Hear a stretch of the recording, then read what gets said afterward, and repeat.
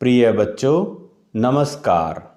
आज हम 10वीं कक्षा का 18वां पाठ कर रहे हैं। यह पाठ एक एकांकी है। एकांकी का नाम है सूखी डाली। इसके लेखक हैं श्री उपेंद्र नाथ अश्क।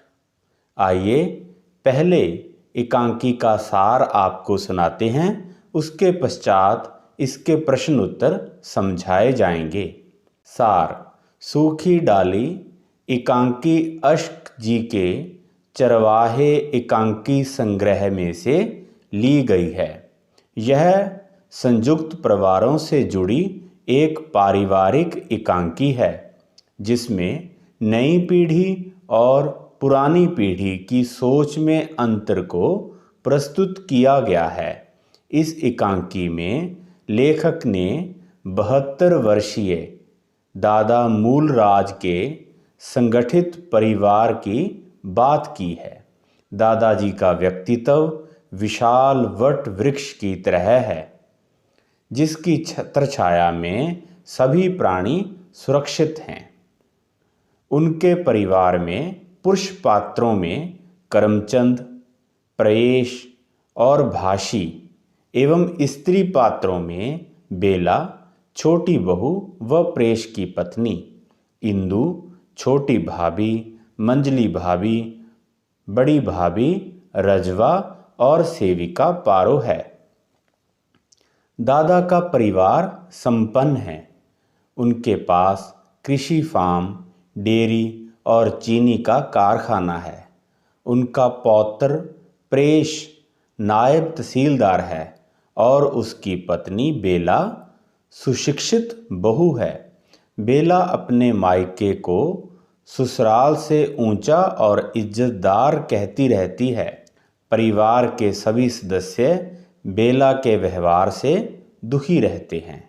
दादा मूलराज को इस बात का पता चलता है तो उन्हें अपनी पारिवारिक एकता भंग सी होती लगती है। एक दिन दादाजी सभी बहुओं को बुलाकर समझाते हैं कि छोटी बहू बड़े घर से आई है और अत्यधिक पढ़ी लिखी है। सभी लोग उसकी इज्जत करें और उसे कार्य न करने दें। यदि ऐसा नहीं होता तो मेरा इस घर से नाता टूट जाएगा। देखते ही देखते सभी लोग बेला का आदर करने लगते हैं। इंदु अब कपड़े स्वयं धो लेती है और बेला को छूने भी नहीं देती। इस पारिवारिक परिवर्तन से बेला चकित हो उठती है। उसका परिवार में सम्मान बढ़ गया था। परिवार के नवीन व्यवहार से बेला द्रवित हो जाती है। एक दिन वह इंदु के साथ जबरदस्ती कपड़े धोने चली जाती है। उसे ऐसा करते देख दादा कहते हैं कि यह उसका कार्य नहीं है। उसे केवल पढ़ने लिखने में ही लगे रहना चाहिए। उत्तर में बेला का गला भर आता है और वह कहती है, दादाजी, आप पेड़ से किसी डाली का टूट जाना पसंद नहीं करते, पर क्या आप यह चाहेंगे कि पेड़ से लगी वह डाल सूख कर मुरझा जाए? बेला का यह कथन सुनकर दादा का उद्देश्य पूरा हो जाता है। तो यह था सार। अब हम इस एकांकी के प्रश्न उत्तर करते हैं। पहला प्रश्न, इन प्रश्नों के उत्तर एक या दो पंक्तियों में लिखें। क प्रश्न है, दादा मूलराज के बड़े पुत्र की मृत्यु कैसे हुई?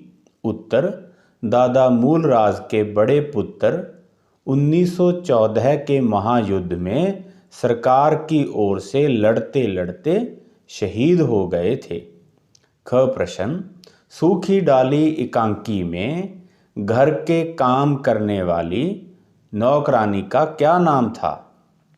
उत्तर, सूखी डाली एकांकी में घर में काम करने वाली नौकरानी का नाम रजवा था। ग है, बेला का मायका किस शहर में था? उत्तर, बेला का मायका लाहौर में था। अगला प्रश्न, दादाजी की पोती इंदु ने कहाँ तक शिक्षा प्राप्त की थी? उत्तर, दादाजी की पोती इंदु ने प्राइमरी स्कूल तक शिक्षा प्राप्त की थी। अगला प्रश्न, सूखी डाली एकांकी में दादाजी ने अपने कुटुंब की तुलना किससे की है?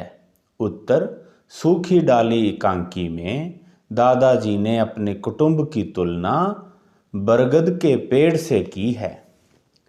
अगला प्रश्न, बेला ने अपने कमरे से फर्नीचर बाहर क्यों निकाल दिया? उत्तर, बेला ने अपने कमरे का फर्नीचर इसलिए बाहर निकाल दिया क्योंकि वह पुराना हो गया था और टूट फूट भी गया था। 6 प्रश्न है, दादाजी पुराने नौकरों के हक में क्यों थे? उत्तर, दादाजी पुराने नौकरों के हक में इसलिए थे क्योंकि पुराने नौकर देंतदार और विश्वसनीय होते हैं।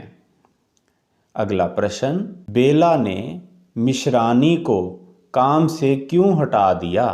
उत्तर, बेला ने मिश्रानी को काम से इसलिए हटा दिया क्योंकि बेला के अनुसार उसे ढंग से काम करना नहीं आता, उसे काम करने का सलीका नहीं है। दूसरा प्रश्न, निम्नलिखित प्रश्नों के उत्तर 3-4 पंक्तियों में लिखें। क प्रश्न है, एकांकी के पहले दृश्य में इंदु बिफरी हुई क्यों दिखाई देती है? उत्तर, इंदु बिफरी हुई इसलिए दिखाई देती है क्योंकि उसकी छोटी बहू बेला से कहा सुनी हो जाती है। इंदु बड़ी बहू से कहती है कि छोटी बहू अपने मायके और अपने सामने किसी को कुछ गिनती ही नहीं। उसने मिश्रानी को काम से हटा दिया और पूछने पर कहने लगी कि उसे काम नहीं आता। इंदु ने कहा कि मिश्रानी 10 साल से काम कर रही है, जाने बेला का कौन सा ऐसा काम है जो उससे नहीं होता। इस पर बेला और इंदु का वाद विवाद हो जाता है। इन सभी बातों से इंदु बिफरी हुई दिखाई देती है। अगला प्रश्न है, दादाजी करमचंद की किस बात से चिंतित हो उठते हैं? उत्तर, दादाजी प्रेष के अलग होने की बात से चिंतित हो उठते हैं। उनके अनुसार उनका कुटुंब एक बरगद का पेड़ है और वह किसी कीमत पर पेड़ की किसी भी डाली को टूटता हुआ नहीं देखना चाहते। ग प्रश्न है, करमचंद ने दादाजी को छोटी बहू बेला के विषय में क्या बताया? उत्तर, करमचंद ने बताया कि छोटी बहू में दर्प की मात्रा शायद जरूरत से ज्यादा है। अपने मायके के घराने को शायद उनके घराने से बड़ा समझती है। उनके घर को वह घृणा की दृष्टि से देखती है। मलमल के थान और रजाई के अबरे जो करमचंद ने लाकर दिए थे वह उसे पसंद नहीं आए। घ प्रश्न है, प्रेष ने दादाजी के पास जाकर अपनी पत्नी बेला के संबंध में क्या बताया? उत्तर, प्रेष ने दादाजी के पास जाकर अपनी पत्नी बेला के संबंध में कहा कि इस घर में बेला का मन नहीं लगता क्योंकि उसे कोई भी पसंद नहीं करता। सब उसकी निंदा करते हैं, हंसी उड़ाते हैं। वह ऐसा महसूस करती है कि परायों में आ गई हो। अगला प्रश्न है, जब प्रेष ने दादा से कहा कि बेला अपनी गृहस्थी अलग बसाना चाहती है तो दादाजी ने प्रेष को क्या समझाया? उत्तर, जब प्रेष ने दादा से कहा कि बेला अपनी गृहस्थी अलग बसाना चाहती है तो दादाजी ने परेश को समझाया कि यह असंभव है। मैं जब अपने परिवार का ध्यान करता हूँ तो मेरे सामने वट का महान पेड़ घूम जाता है और देखता हूँ उसकी शाखाएं, पत्ते, फल, फूलों से भरा पूरा, और फिर मेरी आँखों के सामने इस महान वृक्ष की डालियाँ टूटने लगती हैं और केवल ठूंठ रह जाता है। मैं सिहर उठता हूँ। ना बेटा, मैं अपने जीते जी यह सब नहीं होने दूंगा। प्रश्न 3, निम्नलिखित प्रश्नों के उत्तर 6-7 पंक्तियों में लिखिए। इसके लिए क प्रश्न है, इंदु को बेला की कौन सी बात सबसे अधिक परेशान करती है और क्यों? उत्तर, इंदु को बेला की हमेशा अपने मायके की बातें कर उन्हें छोटा सिद्ध करना सबसे अधिक परेशान करता है। बेला हमेशा यह कहती है कि उसके मायके में यह नहीं होता, यह होता है। वह अपने मायके के सामने किसी को कुछ नहीं गिनती। उसे सभी घरवाले मूर्ख, गंवार और असभ्य लगते हैं। ख प्रश्न है, दादाजी छोटी बहू के अलावा घर के सभी सदस्यों को बुलाकर क्या समझाते हैं? उत्तर, दादाजी छोटी बहू के अलावा सभी को बुलाकर समझाते हैं कि उन सब को छोटी बहू के साथ मिलकर रहना चाहिए। वह एक बड़े घर की बेटी है, अत्यधिक बड़ी है। उससे कोई ऐसी बात नहीं करनी चाहिए जिससे उसे परेशानी हो। वह सभी को कहते हैं कि कोई भी उम्र या दर्जे से बड़ा नहीं होता, बड़ा तो बुद्धि या योग्यता से होता है। चाहे छोटी बहू उम्र में छोटी है पर अक्ल में उन सब से बड़ी है। उसे जो आदर सत्कार अपने घर में मिलता था वही उसे इस घर में भी मिले। उसका काम सभी आपस में बांट लें और उसे पढ़ने लिखने का अधिक अवसर दें। उसे यह अनुभव ना हो कि वह किसी दूसरे घर में है। दादाजी सभी को चेतावनी देते कहते हैं कि अगर किसी ने छोटी बहू का निरादर किया तो मेरा इस घर से नाता टूट जाएगा। ग प्रश्न है, एकांकी के अंतिम भाग में घर के सदस्यों के बदले हुए व्यवहार से बेला परेशान क्यों हो जाती है? उत्तर, बेला को लगता है कि सभी उसके साथ परायों जैसा व्यवहार करते हैं। सब उसको आदर देते हैं, उसकी सलाह मांगते हैं, उसे कोई काम नहीं करने देते और हंसते ठहाके लगाते हुए भी उसको देखकर चुप कर जाते हैं। सभी के ऐसे व्यवहार से वह परेशान हो जाती है। अगला प्रश्न है, मंझली बहू के चरित्र की कौन सी विशेषता इस एकांकी में सबसे अधिक दृष्टिगोचर होती है? उत्तर, मंझली बहू का स्वभाव हंसी ठिठोली करने वाला है। वह हंसमुख स्वभाव की है। घर की सारी स्त्रियों को लेकर किसी न किसी बात पर ठहाके मारकर हंसती रहती है। कभी बेला के फर्नीचर बाहर निकाल देने वाली बात बताती है तो कभी मलावी का से छत खोदने की बात कर खूब जोर जोर से हंसती है और नौकरानी की परेशानी दूर करने के लिए वह एक अनुभवी नौकरानी की बात भी बताती है। अगला प्रश्न है, सूखी डाली एकांकी से हमें क्या शिक्षा मिलती है? उत्तर, सूखी डाली एकांकी से हमें यह शिक्षा मिलती है कि हमें घर के सभी सदस्यों से मिलजुल कर रहना चाहिए। अपने माता पिता और बुजुर्गों का सम्मान करना चाहिए। उनके प्रति श्रद्धा भाव रखना चाहिए। अपने को सुशिक्षित और बड़ा समझकर घमंड में चूर नहीं रहना चाहिए। नहीं तो घमंड में रहकर व्यक्ति अपने परिवार के साथ रहकर भी पेड़ पर लगी सूखी डाली बनकर रह जाता है। छोटा बड़ा कोई उम्र या दर्जे से नहीं होता, बड़ा तो बुद्धि और योग्यता से होता है। महानता मनवाने से नहीं बल्कि व्यवहार से होती है। च प्रश्न है, निम्नलिखित का आशय स्पष्ट कीजिए।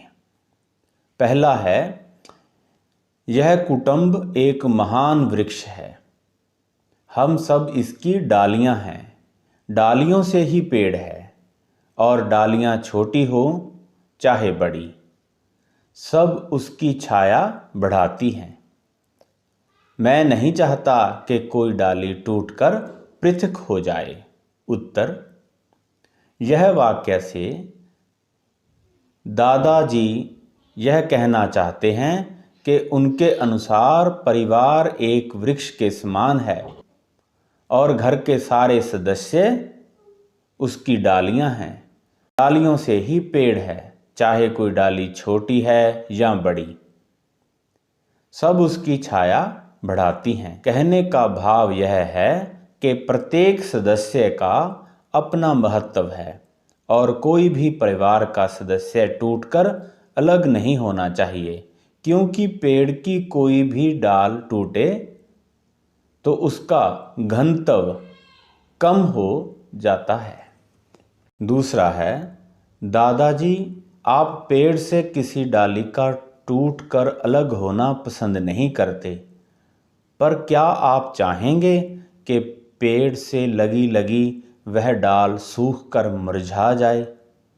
उत्तर, यह वाक्य एकांकी के अंत में बेला ने दादाजी से कहे। जब वह परिवार वालों के व्यवहार में परिवर्तन देखती है तो उसे परिवार वालों के महत्व का बोध होता है, इसलिए वह सबसे मिलजुल कर रहना चाहती है और दादाजी से कहती है कि आप परिवार से किसी का अलग होकर रहना पसंद नहीं करते, पर क्या आप चाहेंगे कि कोई सदस्य परिवार के साथ रहकर भी जड़ बन जाए? आगे ख भाग भाषा बोध। इसमें पहला है, निम्नलिखित शब्दों के दो दो पर्यायवाची शब्द लिखें। प्रतिष्ठा, इसके पर्यायवाची शब्द शान, सम्मान। आकाश, आसमान, नभ। वृक्ष, पेड़, विटप। प्रसन्न, खुश, हर्ष। परामर्श, सलाह, सुझाव। अवसर, मौका, सुयोग। आलोचना, निंदा, टिप्पणी। आदेश, आज्ञा, हुक्म। दूसरा है, निम्नलिखित शब्दों के विलोम शब्द लिखिए। आकाश, पाताल। आज़ादी, गुलामी।